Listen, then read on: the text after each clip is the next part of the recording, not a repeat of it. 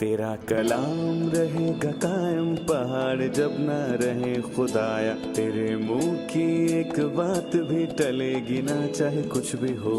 तेरी मान दिए है जिंदा सोने से भी कीमती, मेरा दिल ये दे गवाही है ये किताब अजीम। नाज़िल करे अपना कलाम शिकस्ता दिलों को सुकून मिले, तारीखी दूर हो मेरी राहें रोशन कर। दिल अपना कलाम कसरत से ए खुदा बदल दे, रिहाई दे कसरत से फल में नाम। कलाम रहेगा कायम पहाड़ जब न रहे खुदाया, तेरे मुंह की एक बात भी टलेगी ना चाहे कुछ भी हो। रास्तबाज बादशाह हिजकिय्याह को दुश्मनों की तरफ से धमकी आमेज खतूत मौसूल हुए, लिहाजा उसका रद्द अमल क्या था? दुश्मन से लाहक खतरात किस तौर पर हिजकिय्याह के खुदावंद पर तवक्कुल करने और उससे लिपट जाने की वजह बने? खुदा क्यों हमेशा मुदाखलत करके अपने लोगों को बचाता है? इसकी वजह उसके लोगों की भलाई है या उसकी वफादारी?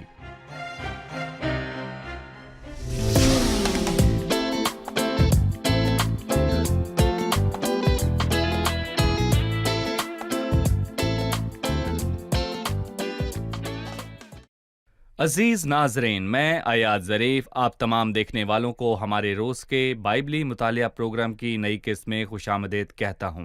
अपने मुताले में हम दूसरे सलातीन के 19वें बाब पर पहुँच चुके हैं।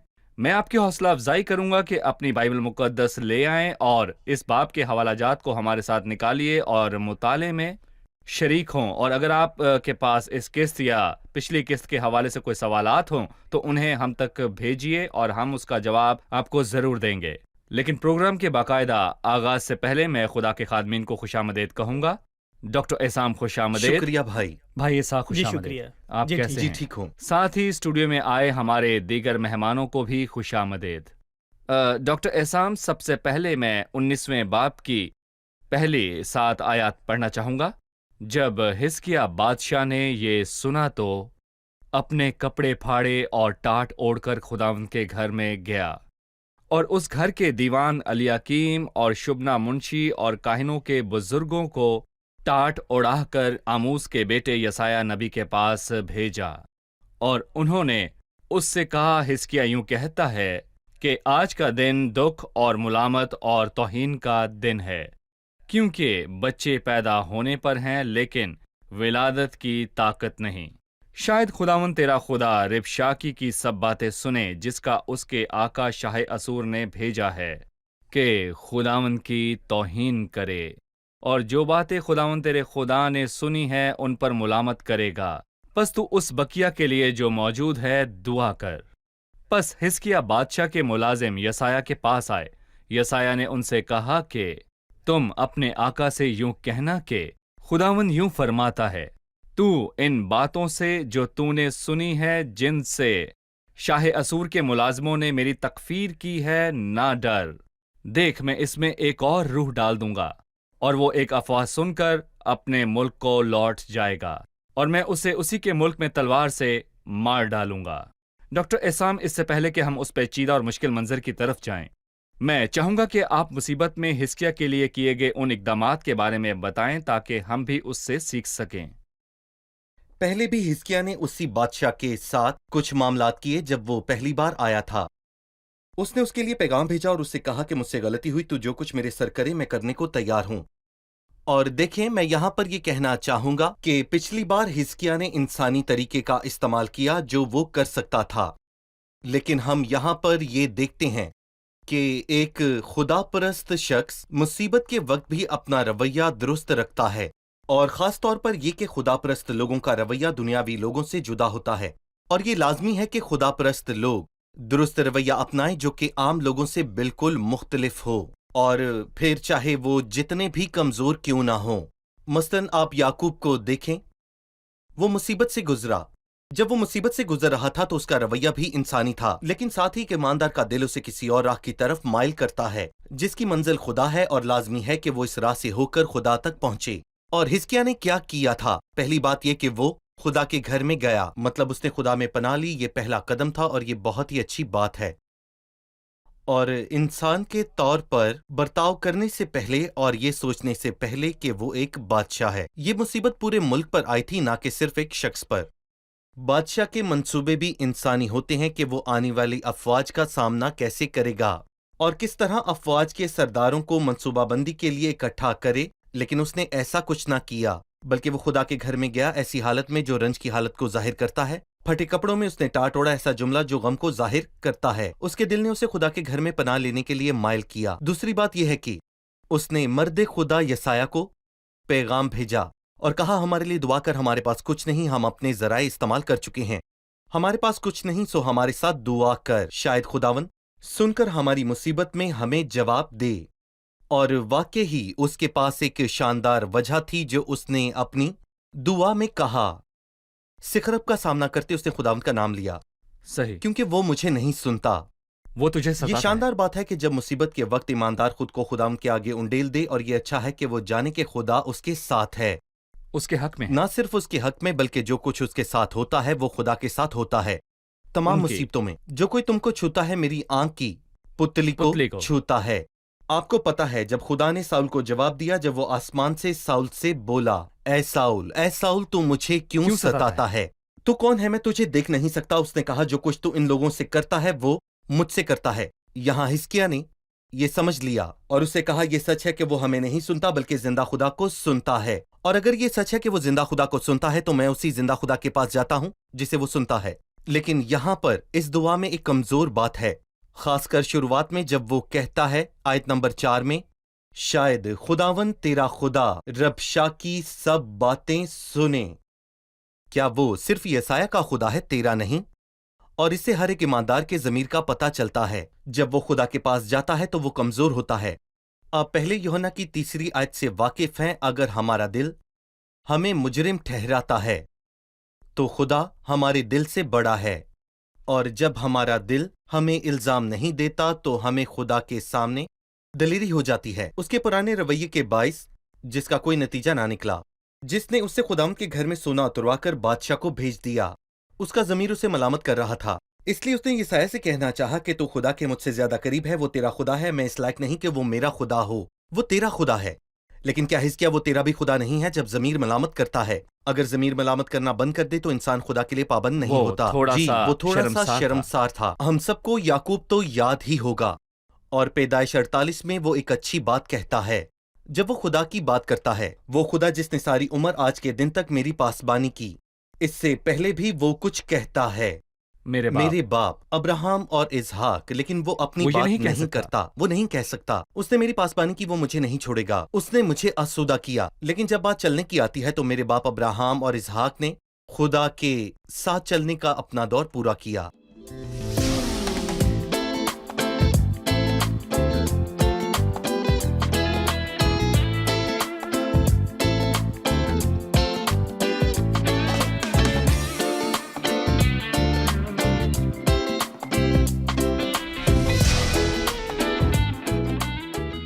بھائی، خاص کر ہزکیہ کے خدا سے درخواست کرنے کے بعد جبکہ وہ مصیبت میں تھا، ضرور ہے کہ خداوند اسے یقین دلائے اور اسے حوصلہ بخش پیغام دے. سو اس نے اسے مرد خدا یسایہ کے ذریعے پیغام بھیجا. اس پیغام کے متعلق بتائیے، وہ کس طور پر ہزکیہ کے لیے حوصلہ افزا تھا. 5ویں آیت میں ہم خداوند کے جواب کو یسایہ نبی کی معرفت دیکھتے ہیں. پس ہزکیہ بادشاہ کے ملازم یسایہ کے پاس آئے. یسایہ نے ان سے کہا کہ تم اپنے آقا سے یوں کہنا کہ خداوند یوں فرماتا ہے کہ تم ان باتوں سے جو تو نے سنی ہیں، جن سے شاہ اسور کے ملازموں نے میری تکفیر کی ہے، نہ ڈر، وہ بچے ہیں اور انہوں نے میرے خلاف بات کی ہے، میری تکفیر کی ہے. خداوند ہزکیہ سے یہ کہتا ہے، گویا خداوند کچھ خاص کہنا چاہتا ہے کہ جب وہ مشاورت ہی سے اپنا معاملہ خداوند کے سامنے رکھتا ہوں تو خداوند اس معاملے کو اپنا ذاتی معاملہ جانتا ہے. اور اس لیے ہر ایک ایماندار کے لیے سب سے بڑی دلیری کی بات یہ ہے کہ جب معاملہ خداوند کا ذاتی ہو جاتا ہے تو یقیناً 100% جیت آپ کی ہے. خوف نہ کھائیں نہ ڈریں، لیکن اگر آپ وہ بات خداوند کے آگے نہیں رکھتے اور اسے ذاتی جانتے ہیں تو آپ اس معاملے کو شکست کے منہ کے آگے چھوڑ آئیں گے جو یقینی طور پر اسے نگل جائے گی، اور ایمان کے اصول کے مطابق آپ اس مقدمے کو ہار جائیں گے۔ لیکن اگر وہ مقدمہ خداوند لڑتا ہے تو آپ جیت جائیں گے۔ دیکھیں 7ویں آیت میں اس میں ایک روح ڈالوں گا اور وہ ایک افواہ سن کر، سکریب کون ہے؟ سکریب اسور کا بادشاہ، اور وہ ایک افواہ سن کر اپنے ملک لوٹ جائے گا اور میں اسے اسی کے ملک میں تلوار سے مار ڈالوں گا۔ ایسا در حقیقت ہوا، رباشکی لوٹ گیا اور اس نے شاہ اسور کو لبنہ سے لڑتے پایا، کیونکہ اس نے سنا تھا کہ وہ لکیس سے چلا گیا ہے، سو اب وہ لبنہ کے خلاف جنگ لڑ رہا ہے۔ اس کے ہاتھ ہی جب اس نے کوش کے بادشاہ ترہاکا کی بابت یہ کہتے سنا کہ دیکھ وہ تجھ سے لڑنے کو نکلا ہے، سو وہ لبنہ سے لڑ رہا ہے اور ساتھ ساتھ کوش بھی شاہ اسور سے لڑنے کو آ رہا ہے۔ یہاں ہم چند بڑے شاندار اسباق دیکھتے ہیں۔ پہلی بات، بائبل نئے عہد نامے میں بڑے واضح طور پر ہمیں بہت سی جگہوں پر یہ اصول سکھاتی ہے کہ اپنی ساری فکریں اسے اس تمہاری پر فکر ڈال ہے۔ دو، کسی بات کی فکر نہ کرو، بلکہ ہر ایک بات میں تمہاری درخواستیں دعا اور منت کے وسیلہ سے شکر گزاری کے ساتھ خدا کے سامنے پیش کی جائیں۔ یہ ضروری نہیں ہے کہ خداوند یکدم مداخلت کرے یا اسی طرح سے چھڑائے جیسے وہ چاہتا ہے، لیکن خدا کا اطمینان جو سمجھ سے بالا تر ہے تمہارے دلوں اور خیالوں کو مسیح یسوع میں محفوظ رکھے گا۔ ایک اور زبردست بات، بھائی آیات کہ ہمارے پاس صرف دعا ہی نہیں بلکہ خدا کا کلام بھی ہے، اور یہ بہت ضروری بات ہے۔ ایمان کی عمارت کے 2 ستون ہیں، ایک ہے دعا اور دوسرا خدا کا کلام۔ اگر میرے پاس 2 کے بجائے 1 ہو تو میں زندگی کے عام یا مصیبت کے مشکل حالات میں کامیاب نہیں ہو پاؤں گا۔ سو مصیبت کے وقت میں خداوند میں پناہ لے سکتا ہوں۔ مصیبت کے وقت میں کہہ سکتا ہوں کہ خداوند اس بیماری میں مداخلت کر، اس معاملے میں اس طور پر ہاتھ بڑھا، اور میری ایک سوچ ہے، لیکن خداوند بائبل میں سکھاتا ہے کہ ایسے ایماندار جن پر مصیبت خدا آئی کی ہے۔ نجات دینے کے اپنے ہی خاص لیکن ایک طریقے ہیں۔ تیسری تصدیق شدہ بات یہ ہے کہ چونکہ میں نے خدا سے سچائی سے بات کی اور دعا کی تو مجھے یقین ہونا چاہیے کہ خداوند مجھے اور جواب اب دے یہ گا۔ اس کا مسئلہ جی۔ ہے۔ صحیح۔ میں چاہوں گا کہ اب ہم مہمانوں سے ایک سوال لیں۔ سوال کیجیے۔ میرا سوال ہے، ہم دوسرے سلاطین کے 19ویں باب میں حزقیہ بادشاہ کو ربشاکی پر فتح پاتے دیکھتے ہیں، اور دیکھتے ہیں کہ یہی کہانی یسایہ 37 میں بھی دہرائی گئی۔ اس کہانی کے دہرائے جانے کا کیا مقصد ہے؟ جی، اسے دہرانے کا کیا مقصد تھا؟ انسانی منطق کے مطابق دہرائی کرنے میں فائدہ ہے۔ دہرائی فکر کو اجاگر کرتی ہے، لیکن خدا کے کلام میں ہمیں دیکھنا ہے کہ گہرائی میں کیا ہے۔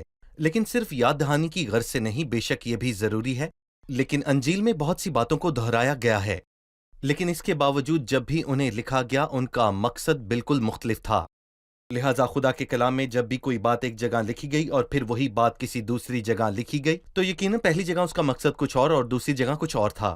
حزقیہ کی کہانی سلاطین کی کتب میں دہرائی گئی، اور تواریخ اور پھر یسایہ میں بھی، اور ہر بار اس کا مقصد پہلے سے مختلف تھا۔ ہم اس کہانی کا مطالعہ سلاطین کی کتاب میں کر رہے ہیں، اور دراصل سلاطین کی کتب انسان کی ذمہ داری کے بارے میں بات کرتی ہیں۔ اس لیے ہم دیکھتے ہیں کہ حزقیہ ایک ذمہ دار شخص تھا اور وہ اپنی ذمہ داری کو پورا کرنے میں ناکام رہا، اور جو کہانی ہم تواریخ کی کتاب میں پڑھتے ہیں اس میں باتوں کو خدا کے فضل کے نظریے سے دیکھا گیا ہے اور خدا کے ان مقاصد کے اعتبار سے جن کا پورا ہونا لازم ہے۔ اس لیے ہم دیکھتے ہیں کہ اس میں حزقیہ کا پہلی بار خدا کے گھر اور ہیکل میں دلچسپی لینا تھا۔ اس نے خدا کی باتوں کو پہلا درجہ دیا اور اس کی بہت سی ناکامیاں غائب ہو گئیں۔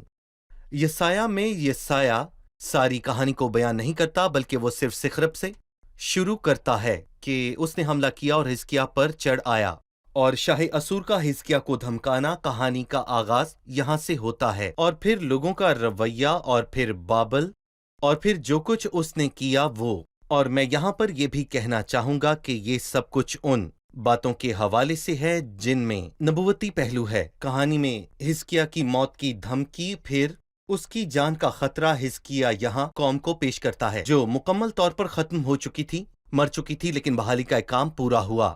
اس لیے یسایہ کے 38ویں باب میں ایک خوبصورت گیت درج کیا گیا 9ویں آیت سے، خوبصورت گیت جو بحالی کی بات کرتا ہے۔ یہ گیت نہ صرف حزقیہ کی زندگی بلکہ پوری قوم کی بحالی کی بات کرتا ہے، اور یہ خوبصورت گیت ہمیں یسایہ کی کتاب میں ملتا ہے۔ یسایہ کی کتاب کا مقصد سلاطین سے بالکل مختلف ہے، اور سلاطین کی کتاب کا تواریخ کی کتاب سے مختلف ہے۔ جی ٹھیک ہے۔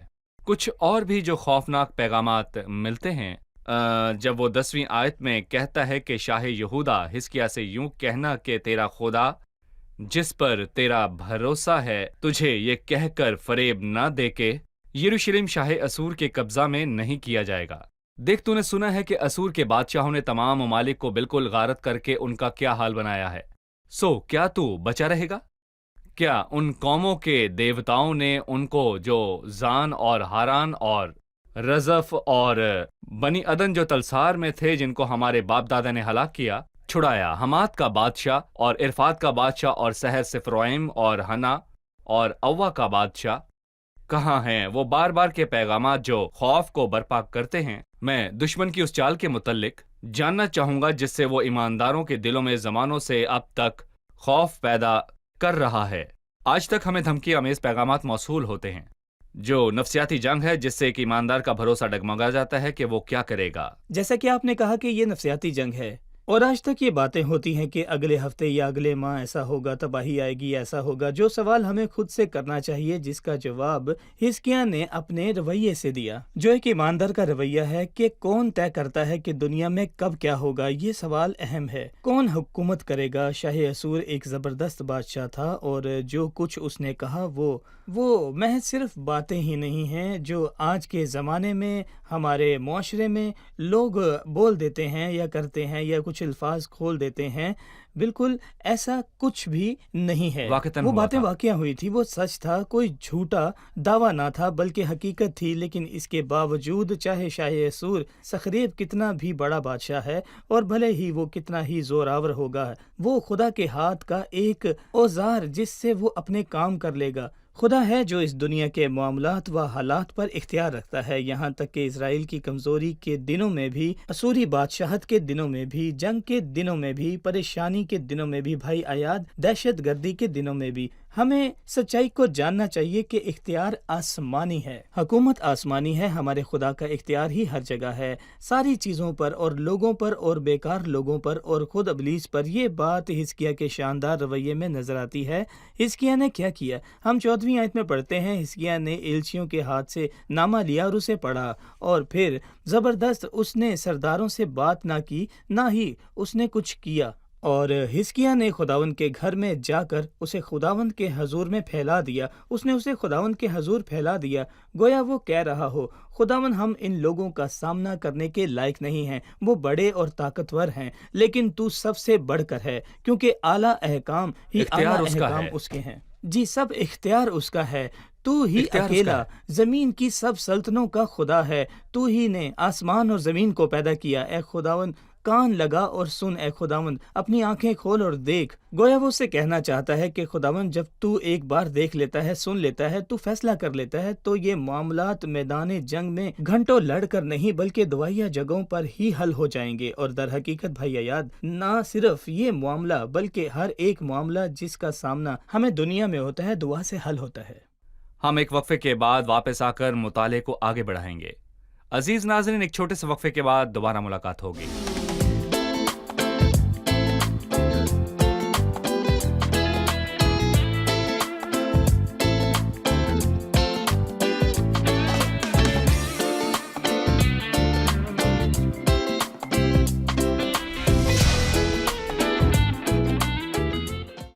خوشامدید ناظرین، وقفے کے بعد آئیے دوسرے سلاطین کے 19ویں باب کے مطالعے کی طرف بڑھتے ہیں۔ ڈاکٹر اسام، وہ دعا جو حزقیہ نے کی بہت بھرپور تھی۔ وہ اپنے دل کو خدا کے سامنے انڈیلتا اور پکارتا ہے جو نجات کے لیے خدا پر انحصار کرتا ہے، کیونکہ اسے دھمکی آمیز خطوط موصول ہوئے اور وہ سچ تھا۔ جو کچھ ملک اسرائیل کی آس پاس کی قوموں کے ساتھ ہوا ان میں خوف و ہراس پھیلا رہا تھا۔ میں ان الفاظ کو سمجھنا چاہتا ہوں خدا کے ان لوگوں کے لیے جو عرب کے خطے میں ہیں اور ابھی ہمیں سن رہے ہیں۔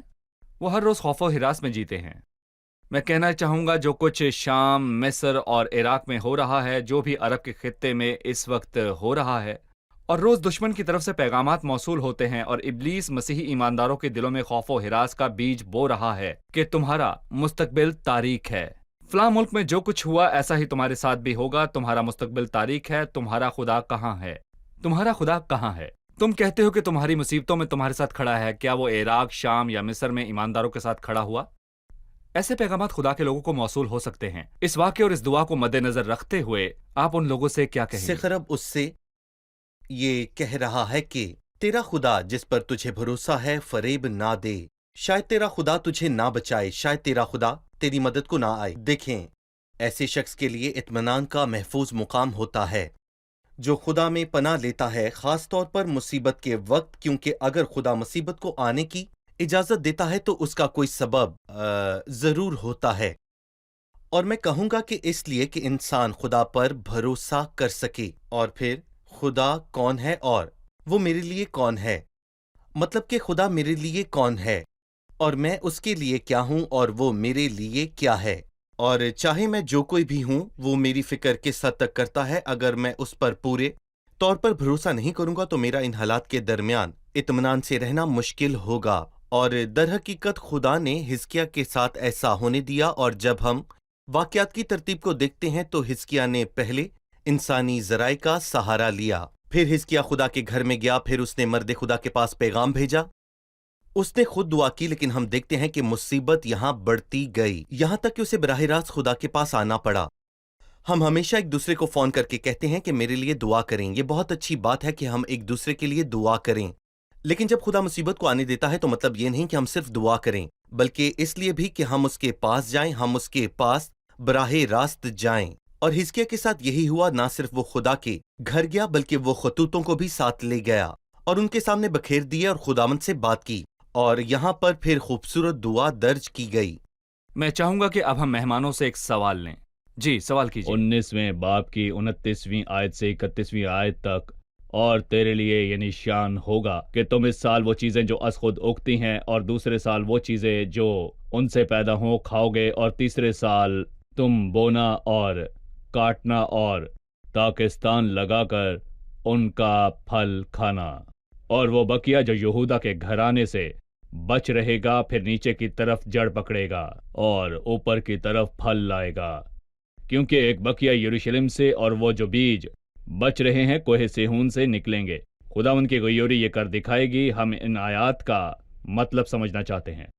जी भाई, इन आयात की वजाहत कीजिए। सीधी बात है, खुदावंद कहता है मैंने असूर को छुड़ा दिया कि चढ़ाई करे और मैं उसे तबाह कर दूंगा। और ये शख्स, ये असूरी, ये जहां भी गया उसने किसानों की खेती बाड़ी को तबाह किया और उनकी जमीन को बर्बाद किया। लेकिन खुदावंद ने कहा ऐसा ना होगा। सबूत ये है कि और दूसरे साल वो चीजें जो उनसे पैदा हो खाओगे, और तीसरे साल क्या सखरेब उस साल तमाम उनके लिए रहने देगा। हाँ, क्योंकि सखरेब खुद ना रहेगा, तमाम हुआ सो तुम बोगे और काटोगे और ताकिस्तान लगाओगे। और बाकी बात ये है सखरीब कि को खुदा तमाम खास हदूद हुआ, तक महदूद उसे करेगा। रद्द कर दिया गया। ठीक है भाई एहसाम, एक सवाल जो हमेशा पूछा जाता है कि खुदा का अपने लोगों को मुदाखलत करके छुड़ाना क्यों लाजमी है, क्यों?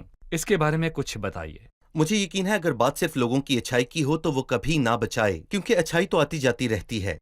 और मैं कहूंगा कि बेशक खुदापरस्त लोगों का अपना मुकाम है और जब वो उसे पुकारते हैं तो वो उनकी सुनता है। लेकिन बात यहाँ पर वही है, क्योंकि मैं अपनी और अपने बंदे दाऊद की खातिर क्यों अपनी खातिर शहर की हमायत करूंगा ताकि उससे बचा लूं। और दाऊद का नाम लेने का मकसद सिर्फ ये बताना नहीं कि वाकई ही वो कीमती है, बल्कि खुदा ने जो वादे उससे किए, जब खुदा कुछ करना चाहता है तो वो उसे मजबूत बुनियाद और अटल वजूहात की बिना पर करता है, जबकि इंसानी वजूहात बदल जाती हैं। जब हम खुदा से लिपटते हैं तो हमें ये सीखना है कि हम अटल वजूहात की बिना पर उससे लिपटे हैं। मसलन खरूज के 32वें बाब में जब हारून ने एक बछड़ा बनाया और मूसा ने आके देखा कि लोग उस बछड़े के आगे नाच रहे हैं, तब वो कहने लगे, ए इस्राएल, ये वही देवता है जो तुझे मुल्क मिस्र से निकाल लाया है। तब खुदावंद ने मूसा से कहा, नीचे जा, क्योंकि तेरे लोग जिनको तू मुल्क मिस्र से निकाल लाया बिगड़ गए हैं। और मैं यहाँ पर पूछूंगा कि मूसा किस बुनियाद पर खुदा से जुड़ा रहा और मजबूती से उस पर इन्हिसार किया। तू अपने बड़े नाम की खातिर क्या करेगा, अपने जलाल की खातिर क्या कहेगा? वो कहेंगे तू उन्हें निकाल तो लाया मगर अंदर दाखिल ना कर सका। खुदा का नाम इंसान की निगाह में छोटा हो जी जाए। बिल्कुल। फिर तेरे वादे अब्राहम, इसहाक और याकूब से तेरे वादे, तूने कहा कि मैं उनकी आमदो रफ्त में उनके साथ होऊंगा। ये वादे कहाँ पूरे होंगे? ये अटल वादे हैं। खुदा और उसके वादे नहीं बदलते। और अगर मैं कहूँ तो यही वो वजूहात हैं जो खुदा को पाबंद करती हैं कि वो अपने लोगों की मदद के लिए पूरी कुव्वत और सारे दिल से आता है मेरी खातिर, ताकि دنیا جان لے کہ اسرائیل میں ایک خدا ہے اپنی اور اپنے بندہ داؤد کی خاطر، یا پھر داؤد سے کیے وعدوں کی خاطر، اور یہاں پر ایک قیمتی شخص یعنی کہ مسیح ہے ان وعدوں کو پورا کرنے کی خاطر جو مسیح کی بابت کیے گئے، ان کی خاطر جو مسیح کے بدن کے اعضاء ہیں، اور ان ہڈیوں کی خاطر اور گوشت اور عظیم شخص کی خاطر۔ اور کیا خدا چپ چاپ دیکھ سکتا ہے؟ یہ ناممکن ہے کہ خدا ان شاندار اور اٹل وجوہات کے علاوہ حرکت میں آئے۔ اپنے نام کی خاطر اور اپنے ان وعدوں کی خاطر جو اس نے کیے۔ بہت شکریہ، خداوند آپ کو برکت دے۔ میرے دل میں ایک بات ہے کہ آج کی قسط کا اختتام دعا سے کیا جائے جو ہمارے ان پیاروں کے لیے ہے جو عرب میں یا کسی بھی خطے میں خداوند کے نام کی خاطر دکھ اٹھا رہے ہیں۔ بھائی اسحاق، کیا آپ خداوند کے ان لوگوں کے لیے دعا میں رہنمائی کریں گے؟ اے ہمارے پیارے خداون یسوع، دل سے تیرے سارے پیار کے لیے تیرا شکر ادا کرتا ہوں۔ تو نہ صرف ہمارے لیے صلیب پر موا اور ہمارے گناہوں کو اٹھایا، بلکہ تو نے زندہ ہو کر سب دشمنوں پر فتح پائی ہے، اور تو جلال میں بلند ترین ہے، تو بدن کا سر ہے، اور ہم زمین پر تیرے بدن کے اعضاء ہیں۔ ہم تیرے لیے بیش قیمت ہیں، تو ہم سے محبت رکھتا ہے اور ہماری فکر اور حفاظت کرتا ہے۔ خداون، ہم دعا کرتے ہیں کہ تو اپنے کلام کو ہر دیکھنے والے کے لیے استعمال کر جو تیرے لیے انتہائی قیمتی اور محبوب ہیں، جو ہمارے خطے میں پریشانی اور دکھ اور دہشت اور مصیبت اور لاچاری ہے۔ خداون، منت ہے تو انہیں حوصلہ دے سکتا ہے، جس طرح ہم نے دیکھا کہ تو نے اپنے خادم حزقیہ کو حوصلہ دیا۔ اپنے وعدوں سے اپنے نام کی خاطر مداخلت کر، اپنے سچے وعدوں کی خاطر تو کل اور آج ابد تک بلکہ یکساں ہے۔ خداون، ان اقساط کو اور اس پیغام کی برکت کو ہر ایک جان تک پہنچانا چاہتے ہیں تاکہ وہ تیری وفاداری میں تسلی اور اطمینان پائیں، تیرے ہی مبارک اور قیمتی اور مبارک جلال اور عزت کے لائق نام میں، آمین۔ آمین۔ آپ کا بہت شکریہ، خداوند آپ کو برکت دے۔ آنے والی قسط میں ہم اپنے مطالعے کو آگے بڑھائیں گے۔ عزیزو، راست باز بادشاہ حزقیہ بیماری کے بستر پر ہے اور یسایہ نبی کے لبوں سے اس تک ایک پیغام پہنچتا ہے، اپنے گھر کا انتظام کر لے کیونکہ تو مرنے کو ہے۔ اس کا رد عمل کیا تھا؟ خدا نے حزقیہ کی دعا کا جواب دیا اور اسے معجزانہ طریقے سے شفا دی، اور قدرتی اور معروف طریقے سے بھی۔ یہ دونوں طریقے کون سے تھے؟ خدا اس طور پر مداخلت کیوں نہیں کرتا جس طور پر ہم منصوبہ بناتے ہیں یا توقع کرتے ہیں؟ مرد خدا حزقیہ کو لوگ اس کی کامیابی اور سلامتی کی مبارکباد دینے آتے ہیں، لیکن وہ ایک ایسی غلطی کر بیٹھتا ہے جو اس کی سلطنت کی بنیاد کو تباہ کر سکتی ہے۔ وہ غلطی کیا تھی؟ تیرا کلام رہے گا قائم، پہاڑ جب نہ رہے خدایا، تیرے منہ کی ایک بات بھی ٹلے گی نہ چاہے کچھ بھی ہو۔ تیری مانند یہ ہے زندہ سونے سے بھی قیمتی، میرا دل یہ دے گواہی ہے یہ کتاب عظیم، نازل کرے اپنا کلام، شکستہ دلوں کو سکون ملے، تاریکی دور ہو میری راہیں روشن کر، دل اپنا کلام کثرت سے اے خدا بدل دے، رہائی دے کثرت سے پھل ملاؤ۔ کلام رہے گا قائم، پہاڑ جب نہ رہے خدایا، تیرے منہ کی ایک بات بھی ٹلے گی نہ چاہے کچھ بھی ہو۔